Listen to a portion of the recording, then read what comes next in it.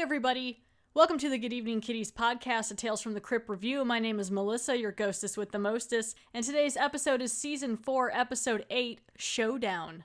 Now before we get started, I just want to say I have a new setup for my recording studio here. I got like a new laptop and some different stuff set up, so bear with me. Everything should be fine, I think, but I don't know. I've been having to fiddle with it a little bit, so hopefully everything will sound okay. So yeah, like I said, Season 4, Episode 8, Showdown. As always, John Kassir does the voice of the Crypt Keeper, and Danny Elfman does the theme song. This episode aired August 1st, 1992. It is directed by Richard Donner, who also directed movies like Lady Hawk and Lethal Weapon. The screenplay is by Frank Darabont. It stars David Morse from movies like The Hurt Locker and The Green Mile, Neil Giuntali from movies like The Shawshank Redemption, and Roderick Cook from movies like Amadeus.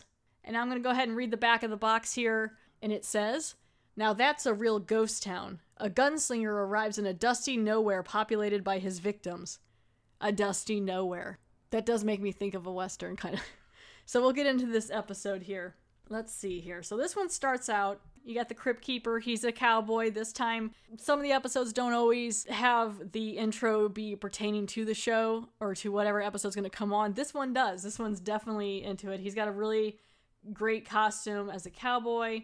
He's got the hat on, and his face is really done really well in this. There's a lot of movement and expression in his face in this episode. It's really cool. He's getting ready to do a showdown with another skeleton, and like they even show like a couple camera angles where you got the Crypt Keeper's hand and it's wiggling, get ready to grab a gun, and it's like it really puts a nice visual for the Crypt Keeper on here. I really like what they did. There's a tumbleweed going through. They got everything.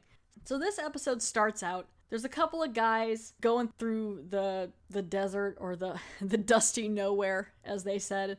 It's two horses and then two guys. And so you got the one guy who's like the main cowboy guy for this episode. His name is Billy Quintain. The other guy, I didn't really catch his name. I'm not too worried about it. He's about ready to die. So we got this episode. Billy Quintain is on this horse, and he's dragging this other guy who's on another horse, and he's barely hanging in there. And he's got like a little umbrella type thing above him. It's like really hot and dry, and they got like this wavy mirage looking stuff during the credits to make it look like it's just like real oppressive.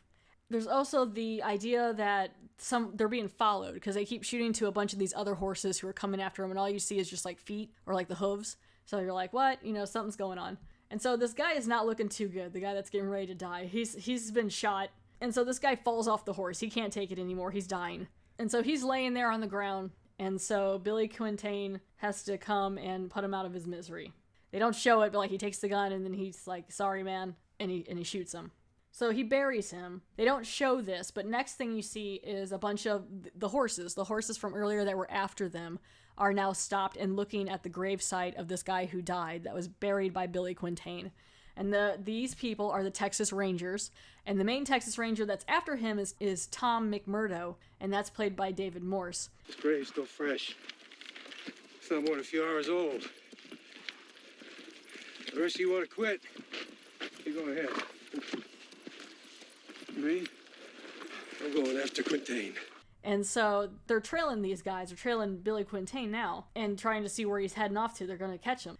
So they're trailing this guy, and they trail him to this town called Mescal, as in like, isn't that like the tequila thing? The town of Mescal has like these burying grounds. Billy Quintain shows up at Mescal, and it's a cool little western town. It's everything I like. You got the stables. There's always like a saloon, like a blacksmith and things like that. So he shows up, and he's got both horses now, and people are checking him out. But I do love me an old west town in the middle of nowhere. This definitely reminds me of Rango, or I guess I could say Rango reminds me of this, I don't know, since it came a lot later, but Rango was really cute. If you haven't seen it, it's a fun movie. And so he just shows up to this stable, and he just like gives him the horse like, "Hey, here are my horses," and just like tosses him some coins. Does he even know the guy's name? Like, do you have to sign your horse in? I guess you just know which one's your horse. He just like walks in and he's like, "Hey, watch my horse." Ping! And like flings the coin at him. The guy's like, whatever. Billy Quintain, I mean, he knows, I think he's aware that someone's after him, I think. He grabs his saddlebag and he starts walking up to the saloon. And then a guy starts talking to him, and it's David Morse. He's the Texas Ranger, Tom McMurdo. He's sitting at the other end by some barrels and stuff, and like in a spittoon. and is like, hey. I'm calling you out, Billy. You the one been tracking me? Thomas McMurdo. Tom. Texas Ranger, I heard about you. Hey, Tommy.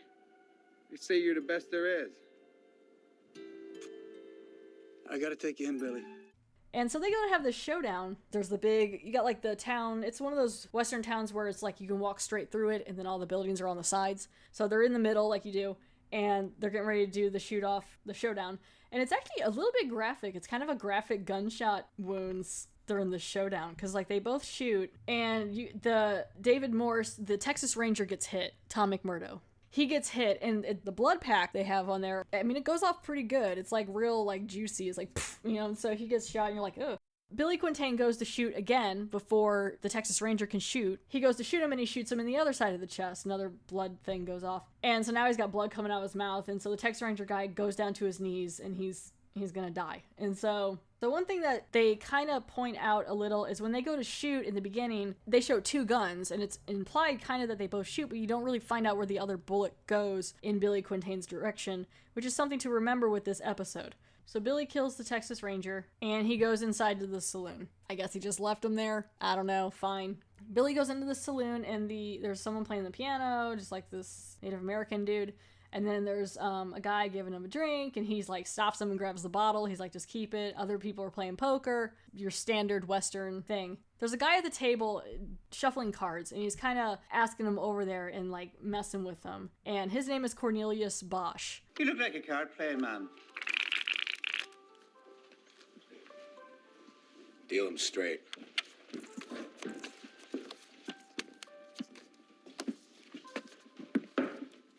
You got fast hands. So do you, friend. So do you.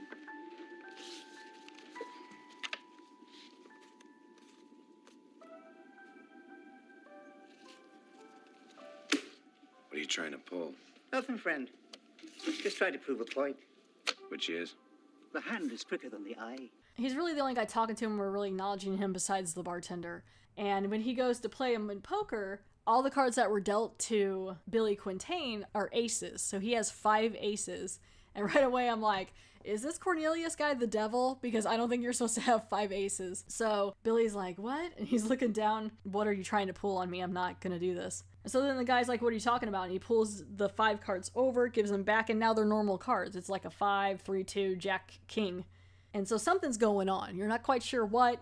When I was watching this episode, I kind of remembered it. I was like, I think I know where this is going.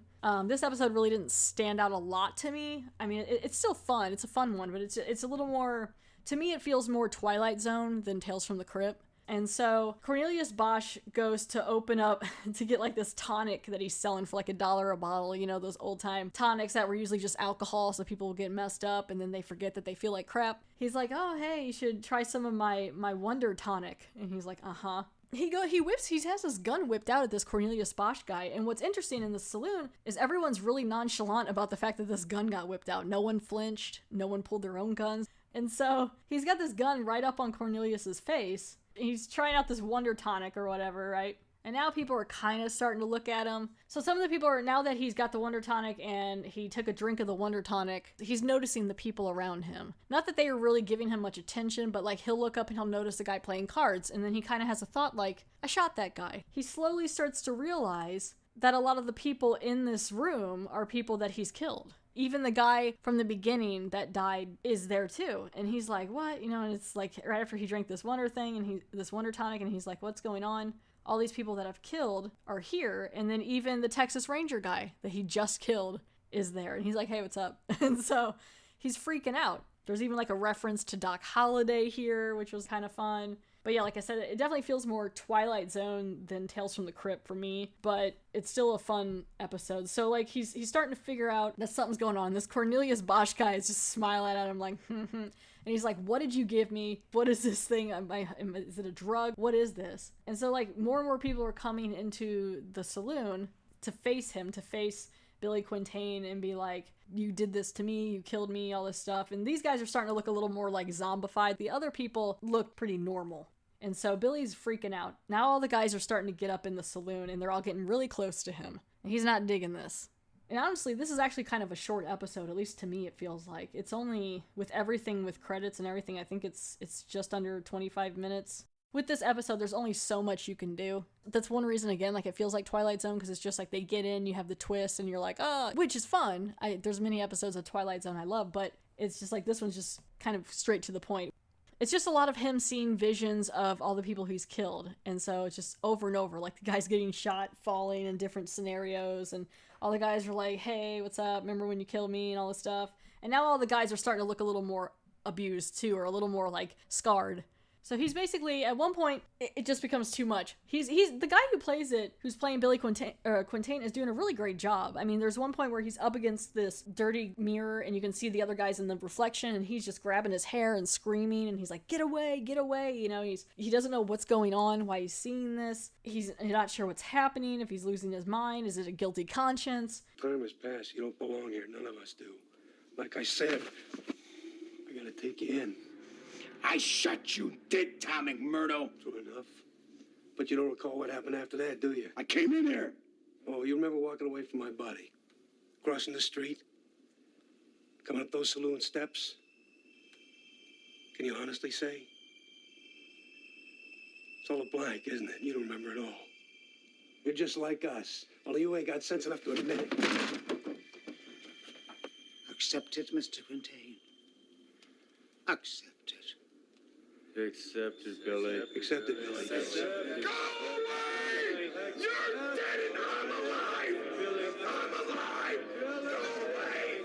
Go away! Go away! Go away! And so he ducks down, and he just starts screaming to go away, go away. And that's when he comes back up, and the guys are all gone.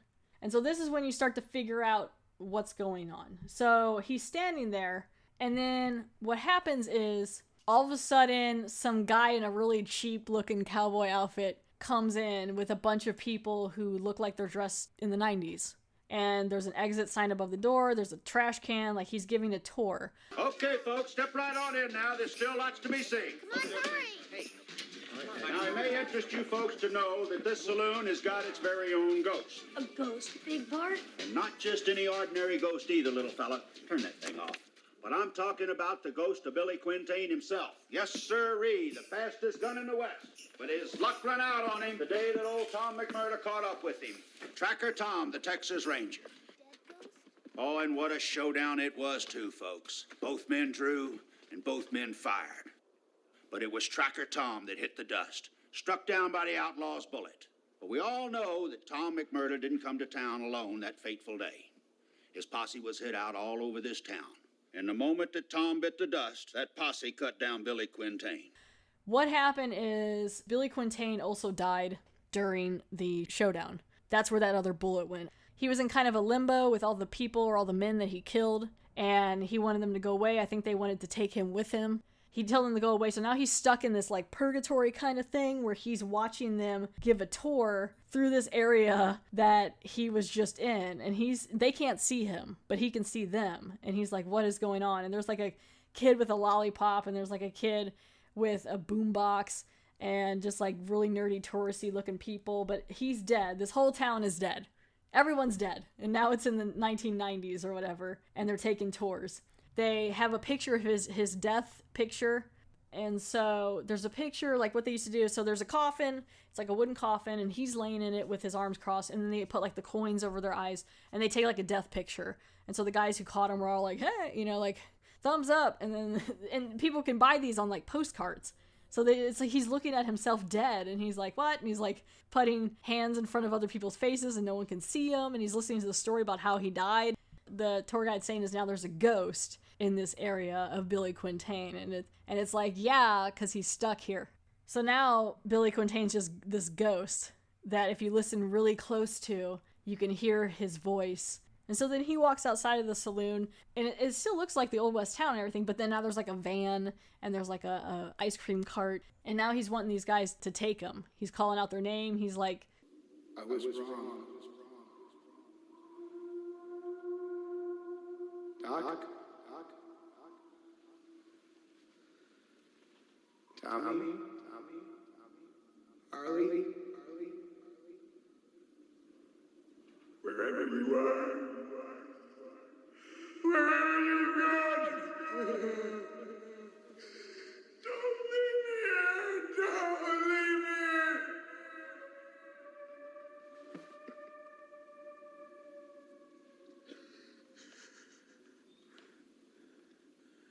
Take me in, Ranger Man. Please get me out of here, because they were wanting him to come with them, but he thought he was going crazy, and it's really they were gonna take him with them to hell. I don't know. Now he's just stuck in this purgatory, which I guess is like the punishment for killing all these people. And so now, as he's standing there, he was crying, right? And then he hears the voice of the Texas Ranger, Tom, calling him. And so he takes like a shot and he walks back outside, now puts his hat on. Now he's a little more cocky. He's like, oh, okay, cool, you guys listen to me. And so he's like, okay, Ranger man, let's do this. And so now they're back again. It's just a redo of the showdown. And all the tourists are gone now. And so they're back there to do the showdown. He's doing it again. Billy Quintain versus Tom McMurdo. And that's when you can kind of start seeing the rest of the posse of the Texas Rangers coming out. And so now they show what really happened. So he shoots Tom McMurdo. Tom falls to his knees and goes down. And then he starts to get ready to take out the rest of the posse because he knows now that this is going to happen. And he's got both of his guns out. And he's like, come on, guys, come out and get me. And he's looking real crazy. And that's when they just start shooting him. First in the back, another guy comes out and shooting at him. They're all up on different platforms on the saloon and stuff like that, and the porches and stuff. And he's getting shot everywhere. He's hitting a couple of them, but he's getting shot in the shoulder. I don't know how he's still shooting. And he's taking out a decent amount of them, but they're still hitting him pretty good. He's got the guns in his arms, and he falls back, and he has the cowboy hat on, and he's just bloody everywhere. And he just falls back from his knees. Kind of a weird position. He died. Tom McMurdo died. I think at least a couple of the other guys died. And then, they cut to the picture of him getting his photo taken with the flash, the old-time camera with the smoke. Poof, and he's got the coins on his eyes. And there's, the Texas Rangers and some other guys just, all smiling around him. Even a little kid. This little kid's like, hey, dead guy, and just smiling. Now they're back to the tourist thing, and people are taking pictures with his grave. So it kind of gives you, a thing to think about. This was a guy that all this stuff happened to, and now people are doing selfies on their graves. It's crazy. Then they show the guys, and they're looking a little dead. It's Tom McMurdo and Billy Quintain, and they pull up on horses, and they're talking about how they were good shots and looking at the grave. So it keeps, going back and forth from now to before and now to before. Now it's kind of like their buddies, oh, hey, I got you. Hey, cool, let's ride. We're all dead. And they just, take off riding. I like that they added a little something there to kind of show it, because at first it feels like they're going to wrap it up as soon as you find out that he's been dead this whole time, and it almost feels like it, because it kind of drags. It drags a little bit in between him finding out about the tourist stuff and then him finally calling out to the guys to take him back. I guess they needed some filler, because it's kind of a short episode anyway, but it just kind of drags a little with him just sashaying around or walking around the saloon and taking a drink. And so then it shoots back to them all riding off. Him and the Texas Rangers and the guys he killed, I guess. They're all just heading off into the sunset. And so that's the end of the episode of Season 4, Episode 8, Showdown. And then it cuts back to the Crypt Keeper here. And it's kind of cool. The Crypt Keeper has the gun, and he goes, he shoots, and it smokes, and he blows the smoke out. And I'm like, that's kind of cool, even though he has non-existent working lungs. And he's just throwing out those puns. Crypt Keeper, you're so punny. And the best Crypt Keeper pun is... It's die noon, and you know what that means, don't you? Means it's time for a gunfight at the OK Corral. Okay, there is some trivia for this episode from IMDb. Despite the on-screen credit for Two-Fisted Tales, this episode was an original story, though it does share the name of a story from issue 37 of the Two-Fisted Tales comic book. The credit is due to the fact that this was produced as an episode of the unsold anthology series Two-Fisted Tales from 1992. The comic book of the same name is a war anthology and did not feature any Western or horror stories. Frank Darabont, who is the writer for this episode, shows up as a dead cowboy. The next episode is Season 4, Episode 9, King of the Road. Thank you guys so much for downloading and subscribing and listening to this episode. If you'd like to follow me on the Facebook page, there's a Facebook page for the Good Evening Kitties podcast. You can also follow me on Twitter, which is @GekPodcast. That's @GEK Podcast. If you have any questions or comments, please feel free to email me at goodeveningpod@gmail.com. I also enjoy 5-star reviews. If you'd like to go to Stitcher, iTunes, or Facebook and leave a 5-star review or whatever review you want to do, I would be more than happy to see it. Might even do an episode soon where I'm going to read a bunch of them. Again, thank you so much for downloading, and have a good one.